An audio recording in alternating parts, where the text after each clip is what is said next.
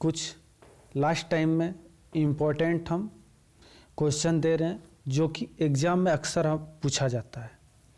तो इसको पूरा देखने के लिए हमारे साथ बने रहे। इसी तरह के कोई भी पेपर होता है, सारे पेपर के साथ हम ऐसे लेके आएंगे। कुछ प्रॉब्लम था जिसके कारण इधर कंटिन्यूसली वीडियो नहीं ला पा रहे थे, वो तुम लोग को भी पता है जो रेगुलर क्लास आ रहा था। तो चलो अब वीडियो स्टार्ट करते हैं। उससे पहले थोड़ा सा एक छोटा सा बात है, जो भी हमारे इस वीडियो को फर्स्ट टाइम देख रहे हैं वो कृपया मेरा चैनल को सब्सक्राइब कर लें। अगर वीडियो अच्छी लगी, इसमें जितना इन्फॉर्मेशन दिया गया है, अगर कल एग्ज़ाम में वो आता है तो वीडियो को लाइक ज़रूर करना। और अगर जो ये इम्पोर्टेंट टॉपिक मेरे द्वारा दिया जा रहा है, अगर इससे क्वेश्चन नहीं लड़ता है तो तुम लोग कल चैनल को अनसब्सक्राइब कर देना, ठीक है। अब चलते हैं हम क्या क्या इसमें इम्पोर्टेंट टॉपिक, क्या इम्पोर्टेंट पॉइंट लेके आए, उसके बारे में हम लोग डिटेल से देखते हैं। तो सबसे पहले यहाँ पे हम लोग देख रहे हैं क्या है हमारा स्क्रू थ्रेड, उसका नॉमेनक्लेचर है। तो एग्ज़ाम में क्या होता है, फ्री हैंड में आ जाता है क्या स्क्रू थ्रेड का नॉमेनक्लेचर करें, स्क्रू थ्रेड का ड्राइंग करें। तो हम लोग क्या करते हैं, स्क्रू थ्रेड का ड्राइंग कर लेते हैं। उसके बाद क्या होता है, उसका नेमिंग वगैरह नहीं कर पाते हैं, जिससे हमारा मार्क्स कट जाता है। एग्जाम में एक्सटर्नल थ्रेड पूछ देता है, इंटरनल थ्रेड पूछ देता है, वो किस तरह से होता है तो उसको बनाना है। तो इसको अच्छा से देख लेना है। ये लेफ्ट साइड में जो दिख रहा है हमारा एक्सटर्नल थ्रेड है, वो क्या होता है, रॉड के ऊपर में एक बार होता है, रॉड जो बोलते हैं सिलेंड्रिकल रॉड, उसके ऊपर हम लोग थ्रेड काटते हैं। किसके द्वारा, डाई के द्वारा, वो हमारा एक्सटर्नल थ्रेड होता है। जिसमें हम लोग टेप के द्वारा थ्रेड काटते हैं वो हमारा इंटरनल थ्रेड बनता है। तो ये थ्रेड का सबसे नीचे वाला भाग को हम लोग रूट बोलते हैं, जो यहाँ पे दिख रहा होगा। दूसरा सबसे ऊपरी हिस्सा उसका क्या होता है, हमारा क्रेस्ट होता है। ये सब किस में बात कर रहे हैं हम लोग, एक्सटर्नल थ्रेड में। और बीच वाला हिस्सा को हम लोग फ्लैंक बोलते हैं। क्या बोलते हैं, फ्लैंक। जो यहाँ अच्छा से दिख रहा है तो इसको कुछ दिखाने का ज़रूरत नहीं है। वही इंटरनल में क्या हो जाता है हमारा, फ्लैंक क्या हो जाता है, उसका साइड का जो सिरा होता है वो हमारा फ्लैंक हो जाता है।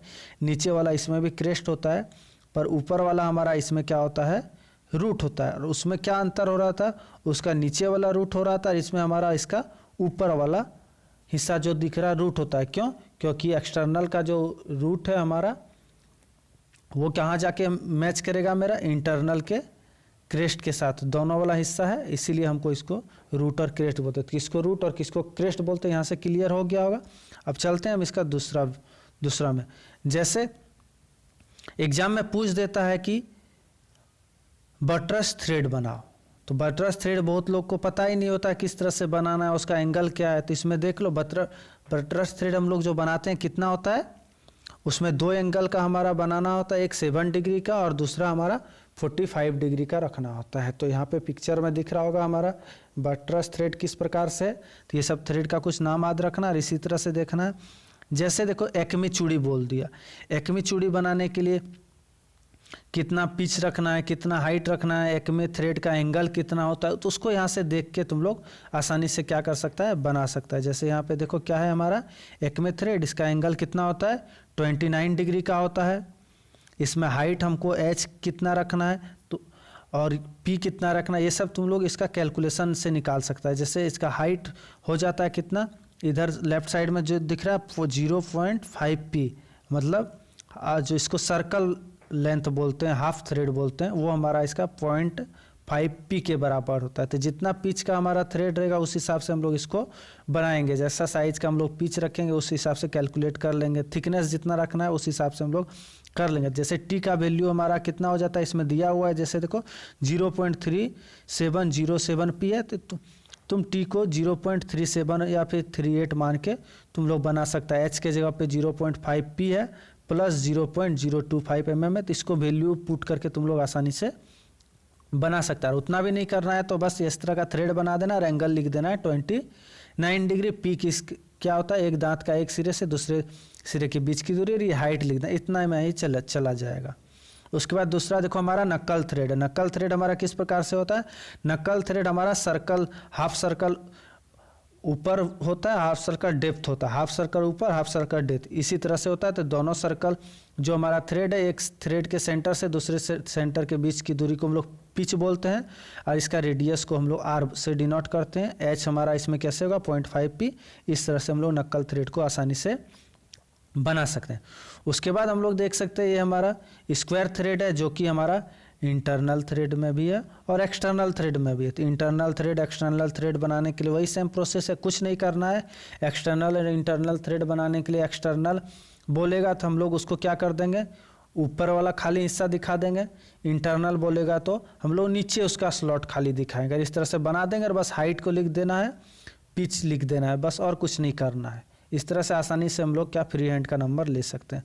और ज़्यादातर इंपॉर्टेंट क्वेश्चन एक चीज़ हम लोग का क्या आता है निकल के, जैसे ये हमारा क्या है हेक्सागोनल बोल्ट है ना, हेक्सागोनल हेड बोल्ट, ये हमारा ज़्यादातर आता है बनाने के लिए। तो इसको सिंपली हेक्सागोनल बोल्ट किस प्रकार से दिया हुआ है, तो हेक्सागोनल बोल्ट बनाने के लिए सबसे पहले इसका बोल्ट का जो सेंक है उसका डी देख लेना है। डी से ही हम क्या उसका हेड को कैलकुलेट कर सकते हैं, इसका नट का डाया को कैलकुलेट कर सकते हैं, नट का थिकनेस कैलकुलेट कर सकते हैं, वाशर वगैरह सब इससे कैलकुलेट कर सकते हैं। उससे क्या क्या क्या होता है, बाएं साइड में देख रहा है हेड है, तो हेड का हम लोग डाया भी कर सकते हैं। हेड का चौड़ाई करने के लिए क्या होगा 0.75 डी, यानी कि डी अगर मेरा 20 है तो इसको 20 इंटू 0.75 कर देंगे तो उसका चौड़ाई निकल जाएगा, और 20 है तो इसका डाया हम लोग 40 हो जाएगा। इस तरह से हम लोग कैलकुलेट करके हम लोग आसानी से बना सकते हैं। तो इस पिक्चर को देख लेना है, हेक्सागोनल हेड बनाने में काफ़ी इंपॉर्टेंट काम आता है। इस तरह से और भी टाइप के हेक्सागोनल बोल्ट हैं, तो यहाँ से देख के तुम लोग इसको क्लियर कर सकता है, ठीक है। उसके बाद कुछ इंपॉर्टेंट क्वेश्चन ये भी हमारा होता है, क्या होता है कॉलर या फिर फ्लैंज नट। कॉलर या फिर फ्लैंज नट ये हमारा क्या होता है, कॉलर या फिर फ्लैंज नट क्या होता है, जनरली हमारा नट की तरह होता है, इसमें एक कॉलर लगा हुआ होता है जो कि बेस में हमारा क्या करता है नट का एरिया को ज़्यादा बड़ा कर लेता है, उसका पकड़ हमारा क्या होता है मजबूत बनता है। तो उसका बनाने का भी हमारा है, जो भी डाया हमारा रहेगा उससे हम लोग क्या कर देंगे, उसमें कुछ नहीं, डाया हमारा क्या होगा इंटरनल, उसका 2 गुना हमारा क्या हो जाएगा नट का डाया। लेकिन कॉलर के लिए वही क्या करना होगा 2.2D कर देंगे तो हमारा कॉलर का निकल जाएगा।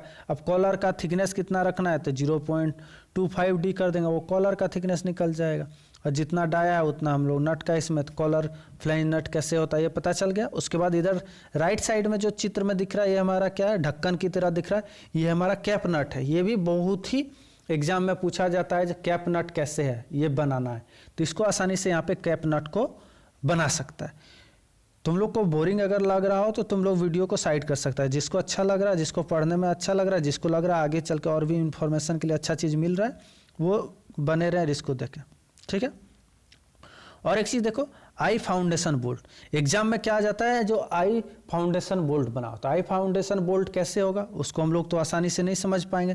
तो ये देखो कुछ नहीं करना, आई फाउंडेशन बोल्ट के लिए एक बॉक्स जैसा बनाना है, उसमें कंक्रीट डाल देना और बीच में कुछ नहीं करना है, रॉड को सीधा लाना है लाइन खींचते हुए, नीचे आई हॉल की तरह आँख की तरह बना देना, यही आई फाउंडेशन बोल्ट हो गया। ऊपर एक नट लगा देना, ठीक है। इतना सिंपल होता है फिर भी लोग नहीं बना पाता है। आई हॉल इस तरह क्यों बनाया जाता है, तो इसमें आई हॉल कंक्रीट में जब हम लोग आई हॉल फाउंडेशन बोल्ट को डालते हैं तो उस आई हॉल में हम लोग कोई रॉड डाल देंगे तो वो कंक्रीट को और मजबूती से पकड़ता है, ठीक है। उसके बाद देखो हमारा क्या है दूसरा रेगनिव बोल्ट।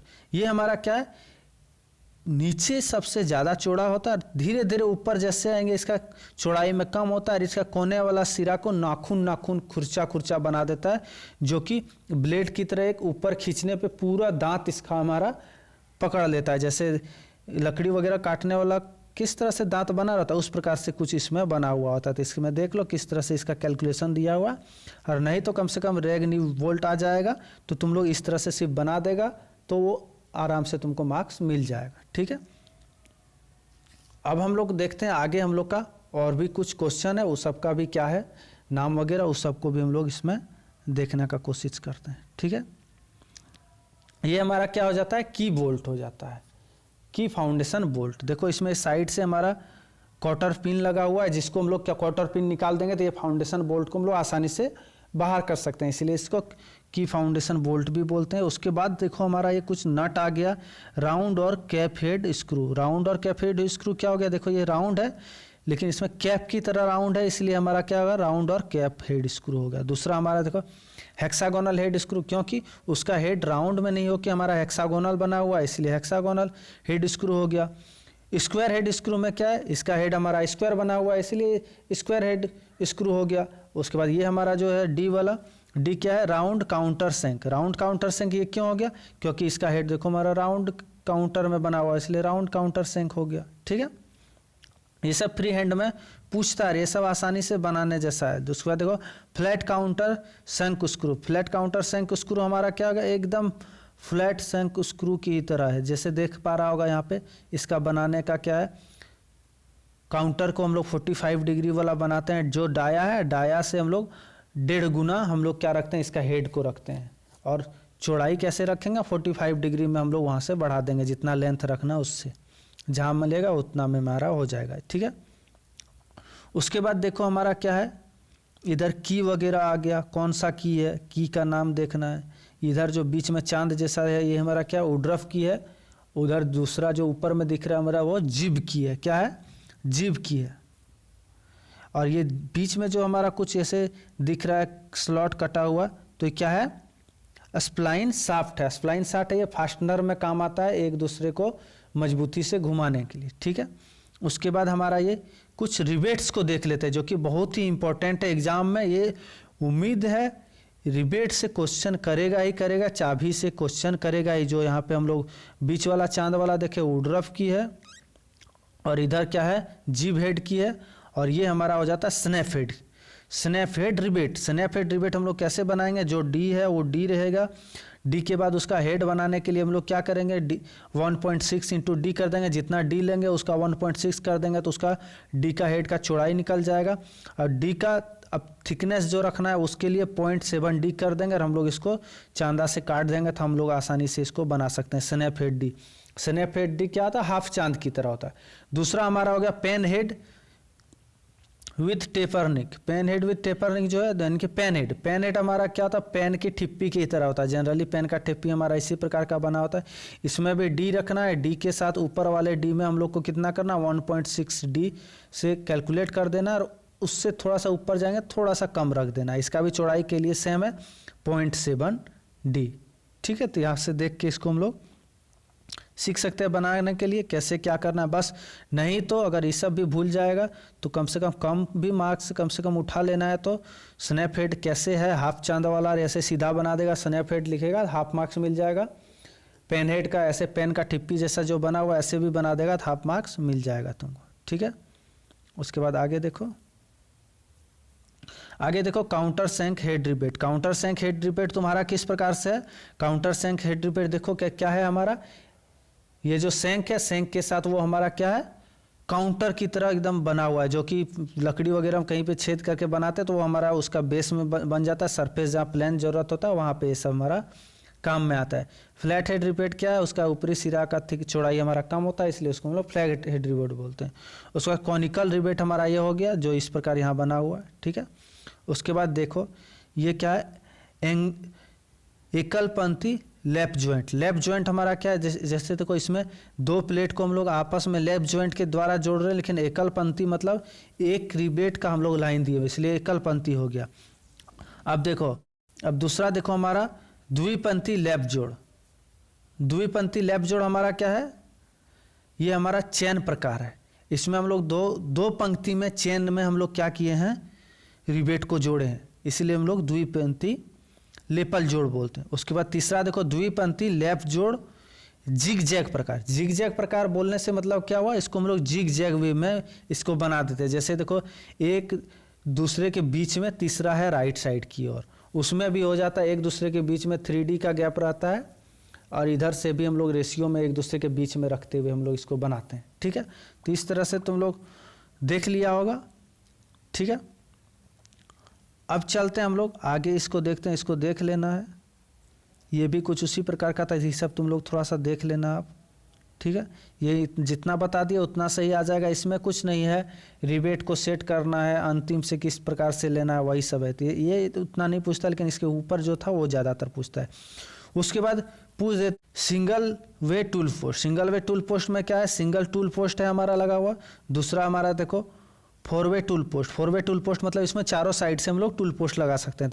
एग्जाम में पूछ लेता है सिंगल टूल पोस्ट बनाओ, सिंगल लेथ टूल वाला टूल पोस्ट तो लेफ्ट साइड वाला बना देना है, 4 वे टूल पोस्ट या फिर इनबॉक्स टूल पोस्ट बोलेगा तो इधर वाला को बना देना है। ठीक है, इस तरह से तुम लोग आसानी से ये सब चीज़ को कवर कर सकता है। एकदम बेसिक चीज़ है, इसको हम लोग कवर करने की कोशिश किए हैं। उसके बाद देखो ये ज़्यादातर क्या है, वी ब्लॉक हम लोग को आ जाता है किसके साथ, क्लैंप के साथ। तो वी ब्लॉक में क्लैंप के साथ किस तरह से करना, ये हमारा हो गया वी ब्लॉक क्लैंप बना देना। इस तरह से इस सब पिक्चर को रोक के तुम लोग अच्छा से बना लेना। इधर देखो हमारा क्या है, दूसरी ओर क्या है हमारा, हैंड वाइस। हैंड वाइस कैसे बनाना है, इसको आसानी से इसी तरह से बना लेना तुम लोग देख के।